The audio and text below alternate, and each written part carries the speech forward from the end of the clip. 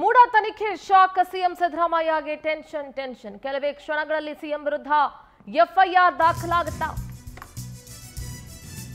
ಮೂಡ ತನಿಖೆಯ ಶಾಕ್ನಲ್ಲಿರುವಂತಹ CM Siddaramaiah full tension ನಲ್ಲಿದ್ದಾರೆ ಕೆಲವೇ ಹೊತ್ತಿನಲ್ಲಿ ಸಿಎಂ ವಿರುದ್ಧ ಎಫ್ಐಆರ್ ದಾಖಲಾಗುವ ಸಾಧ್ಯತೆ ಇದೆ ಈಗಾಗಲೇ ಲೋಕಾಯುಕ್ತ ಎಸ್ಪಿ ಕೈಗೆ ಕೋರ್ಟ್ ಆದೇಶದ ಪ್ರತಿ ಸೇರಿದೆ ಮೈಸೂರು ಲೋಕಾಯುಕ್ತ ಕಚೇರಿಗೆ ಎಸ್ಪಿ ಉದೇಶ್ ಆಗಮಿಸಿದ್ದಾರೆ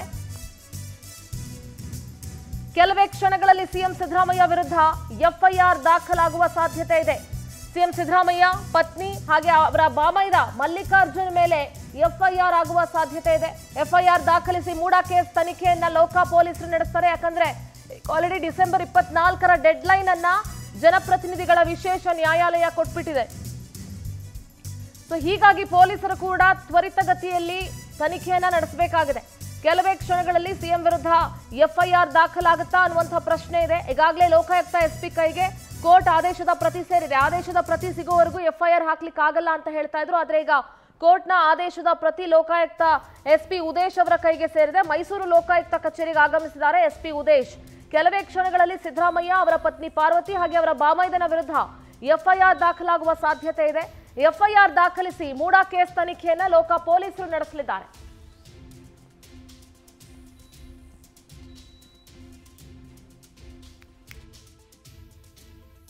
ಕೆಲವೇ ಕ್ಷಣಗಳಲ್ಲಿ ಸಿಎಂ ವಿರುದ್ಧ ಎಫ್ಐಆರ್ ದಾಖಲಾಗುವಂತ ಎಲ್ಲ ಸಾಧ್ಯತೆಗಳು ಕೂಡ ಇದೆ ಯಾಕೆಂದ್ರೆ ಜನಪ್ರತಿನಿಧಿಗಳ ನ್ಯಾಯಾಲಯ ಆದೇಶವನ್ನ ಹೊರಡಿಸಿದ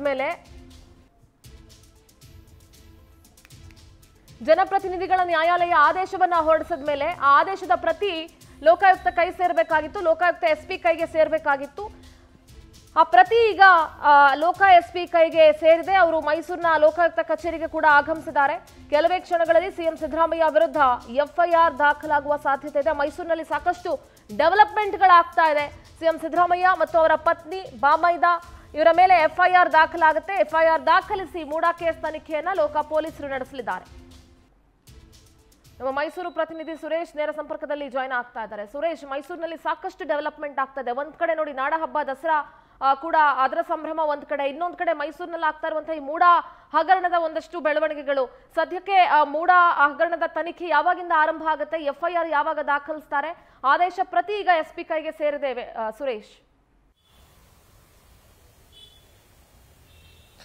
ಸಿಂಧೂರ ಏನು ನೆನೆಯಷ್ಟೇ ಜನಪ್ರತಿನಿಧಿಗಳ ನ್ಯಾಯಾಲಯದ ಆದೇಶದ ಪ್ರತಿಯನ್ನ ಸರ್ಟಿಫೈ ಕಾಪಿಯನ್ನ ಮೈಸೂರಿನ ಲೋಕಾಯುಕ್ತ ಎಸ್ಪಿ ಉದೇಶ್ ಅವರು ತಡರಾತ್ರಿ ತಂದಿದ್ದಾರೆ ಬೆಳಗ್ಗೆ ಸುಮಾರು 10 ಗಂಟೆಗೆ ಆಗಮಿಸಿದ್ದಂತಹ ಲೋಕಾಯುಕ್ತ ಎಸ್ಪಿ ಉದೇಶ್ ಅವರು ಎಫ್ಐಆರ್ ನ ಪ್ರೊಸೀಡಿಂಗ್ಸ್ ಗಳನ್ನ ಕೂಡ ಆರಂಭಿಸಿದ್ದಾರೆ ಯಾಕಂದ್ರೆ ಮುಖ್ಯಮಂತ್ರಿ ಸಿದ್ದರಾಮಯ್ಯನವರ ವಿರುದ್ಧ ಜನಪ್ರತಿನಿಧಿಗಳ ನ್ಯಾಯಾಲಯದ ನ್ಯಾಯಾಧೀಶರು ಆದೇಶದ ಏನು ಎಫ್ಐಆರ್ ಅನ್ನ ದಾಖಲು ಮಾಡೋದಕ್ಕೆ ಆದೇಶವನ್ನ ಕೊಟ್ಟಿದ್ದಾರೆ ಆದರೆ ಆದೇಶದ ಪ್ರತಿಯಲ್ಲಿ ಏನೆಲ್ಲ ಅಂಶಗಳಿದೆ ಸವಿವರವಾದಂತಹ ಅಂಶಗಳನ್ನ ತಿಳ್ಕೊಂಡು ಅದಾದ ಬಳಿಕ ಎಫ್ಐಆರ್ ಅನ್ನ ದಾಖಲು ಮಾಡೋದಕ್ಕೆ ಈಗಾಗಲೇ ಮೈಸೂರಿನ ಲೋಕಾಯುಕ್ತ ಅಧಿಕಾರಿಗಳು ಮುಂದಾಗಿದ್ದಾರೆ ಯಾಕಂದ್ರೆ ಮುಖ್ಯಮಂತ್ರಿ ಸಿದ್ದರಾಮಯ್ಯ ಅವರನ್ನ ಈ ಪ್ರಕರಣದಲ್ಲಿ ಗೇವನ್ ಮಾಡಿ ಅವರ ಪತ್ನಿಯನ್ನ ಪಾರ್ವತಿಯವನ್ನ A2 ಮಾಡಬೇಕು ಅಂದ್ರೆ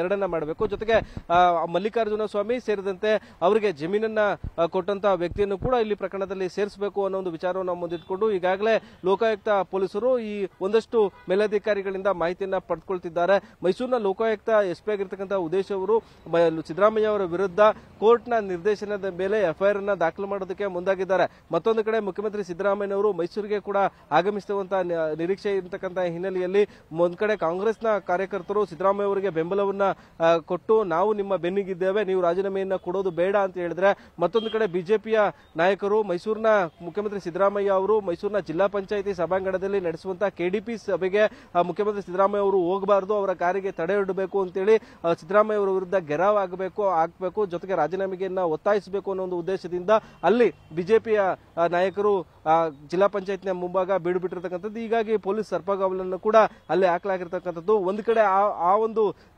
ಪ್ರಕರಣ ಆ ಒಂದು ಬೆಳವಣಿಗೆ ನಡೆದ್ರೆ ಮತ್ತೊಂದು ಕಡೆ ಲೋಕಾಯುಕ್ತ ಕಚೇರಿಯಲ್ಲಿ ಸಿದ್ದರಾಮಯ್ಯ ಅವರ ವಿರುದ್ಧ ಪ್ರಕರಣವನ್ನ ದಾಖಲು ಮಾಡುವುದಕ್ಕೆ ಎಲ್ಲಾ ರೀತಿಯ ಸಿದ್ಧತೆಯನ್ನ ಮಾಡಿಕೊಳ್ಳಲಾಗಿರ್ತಕ್ಕಂಥದ್ದು ಯಾವುದೇ ಕ್ಷಣದಲ್ಲಾದರೂ ಮಾಹಿತಿಯನ್ನ ನಾನು ನಿಮ್ಮ ಹತ್ರ ಪಡ್ಕೊಳ್ತೀನಿ ದಯವಿಟ್ಟು ಹಂಗೆ ಹೋಲ್ಡ್ ನಲ್ಲಿರಿ ಇವತ್ತು ಕೂಡ ಸಿಎಂ ವಿರುದ್ಧ ಎಫ್ಐಆರ್ ದಾಖಲಾಗೋದು ಡೌಟ್ ಯಾಕಂದ್ರೆ ಎಫ್ಐಆರ್ ದಾಖಲಿಸೋದಕ್ಕೆ ಎಡಿಜಿಪಿ ಸಲಹೆಯನ್ನ ಕೇಳಿದ್ದಾರೆ ಲೋಕ ಎಸ್ಪಿ ಸಿಆರ್ಪಿಸಿ ಹಾಗೂ ಬಿಎನ್ಎಸ್ಎಸ್ ಆಕ್ಟ್ ಬಗ್ಗೆ ಒಂದಷ್ಟು ಗೊಂದಲಗಳಿದೆ ಹೀಗಾಗಿ ಎಫ್ಐಆರ್ ದಾಖಲು ಪ್ರಕ್ರಿಯೆ ನಾಳೆಗೆ ಮುಂದೂಡಲಾಗ್ತಾ ಇದೆ. ಇವತ್ತು ಎಫ್ಐಆರ್ ದಾಖಲಾಗೋದು ಡೌಟ್ ಅಂತ ಹೇಳಲಾಗ್ತಾ ಇದೆ.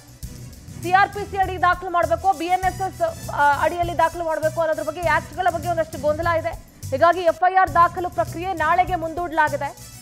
ಸಿಎಂ ವಿರುದ್ಧ ಸಿಆರ್ಪಿಸಿ ಕಾಯ್ದೆಯಡಿ ಎಫ್ಐಆರ್ಗೆ ಕೋರ್ಟ್ ಸೂಚನೆ ಕೊಟ್ಟಿದೆ. ಆದರೆ ಬಿಎನ್ಎಸ್ಎಸ್ ಅಡಿ ದೂರು ದಾಖಲಿಸಬೇಕಾದ ಅನಿವಾರ್ಯ. ಹೀಗಾಗಿ ಯಾವ ಕಾಯ್ದೆ ಅಡಿ ದೂರು ದಾಖಲಿಸಬೇಕು ಅನ್ನೋ ಗೊಂದಲ ಇದೆ.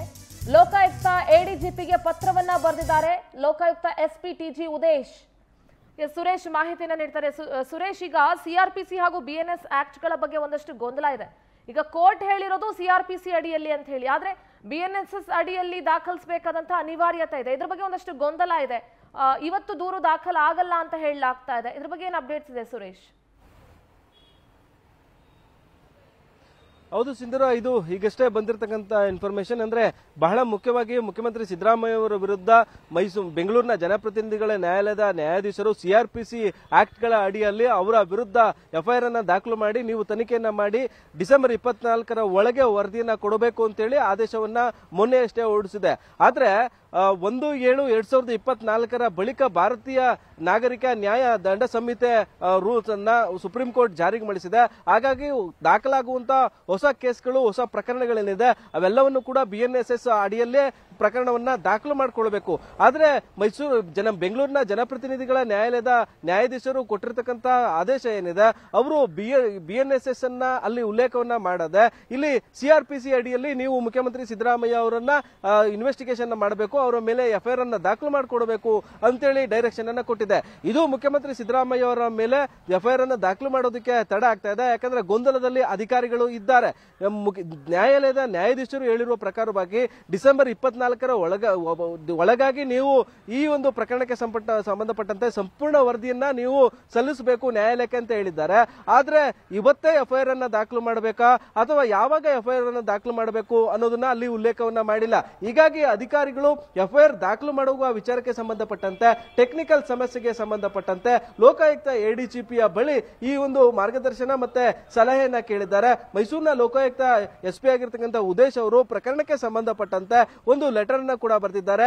ನ್ಯಾಯಾಲಯದ ನ್ಯಾಯಾಧೀಶರು ಈ ಸಿಆರ್ಪಿಸಿ ಅಡಿಯಲ್ಲಿ ಪ್ರಕರಣವನ್ನ ದಾಖಲು ಮಾಡೋದಕ್ಕೆ ನಮಗೆ ನಿರ್ದೇಶನವನ್ನ ಕೊಟ್ಟಿದ್ದಾರೆ. ಆದ್ರೆ ಬಿಎನ್ಎಸ್ಎಸ್ ಅಡಿಯಲ್ಲಿ ಈಗ ಬರ್ತಕ್ಕಂಥ ಹೊಸ ಕೇಸ್ಗಳನ್ನ ದಾಖಲು ಮಾಡಿಕೊಳ್ಬೇಕು ಅಂತೇಳಿ ಸುಪ್ರೀಂ ಕೋರ್ಟ್ ಹೇಳಿದೆ. ಹೀಗಾಗಿ ನಾವು ಯಾವ ಪ್ರಕರಣಕ್ಕೆ ಸಂಬಂಧಪಟ್ಟಂತೆ ಸಿಆರ್ಪಿಸಿ ಅಡಿಯಲ್ಲಿ ಪ್ರಕರಣವನ್ನು ದಾಖಲು ಮಾಡಿಕೊಳ್ಬೇಕಾ ಅಥವಾ ಬಿಎನ್ಎಸ್ಎಸ್ ಅಡಿಯಲ್ಲಿ ಪ್ರಕರಣವನ್ನ ದಾಖಲು ಮಾಡಿಕೊಳ್ಬೇಕಾ, ಈ ಗೊಂದಲ ಇದೆ. ಈ ಒಂದು ಗೊಂದಲವನ್ನ ಬಗೆಹರಿಸಿದಲ್ಲಿ ನಾವು ಈ ಪ್ರಕರಣಕ್ಕೆ ಸಂಬಂಧಪಟ್ಟಂತೆ ಎಫ್ಐಆರ್ ಅನ್ನ ದಾಖಲು ಮಾಡಿಕೊಳ್ತೇವೆ ಅನ್ನೋದು ಮೈಸೂರಿನ ಲೋಕಾಯುಕ್ತ ಎಸ್ಪಿ ಉದೇಶ್ ಅವರ ಮಾಹಿತಿ. ಹೀಗಾಗಿ ಈ ಗೊಂದಲವನ್ನ ಬಗೆಹರಿಸಿಕೊಳ್ಳದ ಹೊರತು ಪ್ರಕರಣದಲ್ಲಿ ಎಫ್ಐಆರ್ ಅನ್ನ ಮಾಡೋದಕ್ಕೆ ಸಾಧ್ಯ ಆಗೋದಿಲ್ಲ. ಹೀಗಾಗಿ ಮೈಸೂರಿನ ಲೋಕಾಯುಕ್ತ ಎಸ್ಪಿ ಅವರು ಬೆಂಗಳೂರಿನ ಲೋಕಾಯುಕ್ತ ಎಡಿಜಿಪಿ ಅವರ ಬಳಿ ಒಂದು ಕಾನೂನು ಸಲಹೆಯನ್ನ ಕೇಳಿದ್ದಾರೆ. ಕಾನೂನು ಸಲಹೆಯನ್ನ ಕೊಟ್ಟಂತ ಸಂದರ್ಭದಲ್ಲಿ ಅದಾದ ಬಳಿಕವಷ್ಟೇ ನಾವು ಎಫ್ಐಆರ್ ಅನ್ನ ಮಾಡ್ತೇವೆ ಅನ್ನೋದು ಇಲ್ಲಿನ ಮೈಸೂರು ಲೋಕಾಯುಕ್ತ ಎಸ್ಪಿ ಆಗಿರ್ತಕ್ಕಂಥ ಉದೇಶ್ ಅವರ ಮಾಹಿತಿ ಆಗಿರ್ತಕ್ಕಂಥದ್ದು. ಸಿಂಧೂರ. ಓಕೆ, ಥ್ಯಾಂಕ್ ಯು ಸುರೇಶ್ ನಿಮ್ಮೆಲ್ಲ ಮಾಹಿತಿಗಾಗಿ.